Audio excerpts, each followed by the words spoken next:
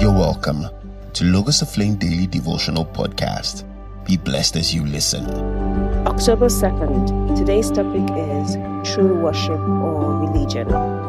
The world has had a history of turning away from God. Human nature is utterly depraved and easily falls into habits that conflict with the will and the nature of God. As we have so often reiterated, these habits lead to destruction.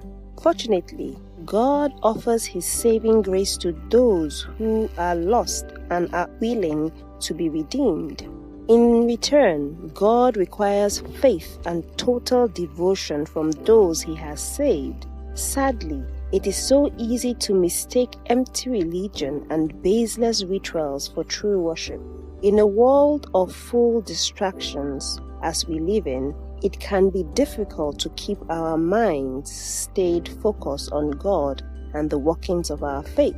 So we may begin to attend church, read the Bible and pray, not because we desire to show our absolute devotion to God, but because we are used to the routine of these activities. We do them as rote, and gradually, if care is not taken, our worship may become an empty religion.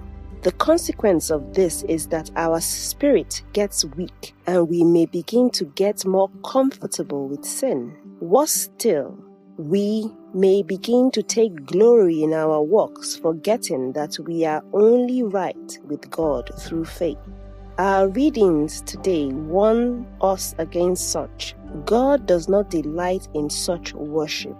In Isaiah 66, 2-3, outlines God's displeasure with acts of worship that do not come from the heart. True worship is a function of faith, and this is what Paul reiterates in Philippians 3. He writes that he used to think that his pedigree as a Pharisee and avid obedience as a student of the law were enough to make him right with God. But those things are baseless without his faith in the finished works of Christ. He writes, I once thought these things were valuable, but now I consider them worthless because of what Christ has done. Yes, everything else is worthless when compared with the infinite value of knowing Christ Jesus, my Lord. Philippians 3 verse 7, New Living Translation. We must always endeavor to preserve the truth of our worship true by keeping our faith active. Practical reflections. 1. Have I been in the web of empty religion, or have I continued in true worship? 2. If I have been practicing empty religion, how do I retrace my steps back from the works of the law into the righteousness of Christ?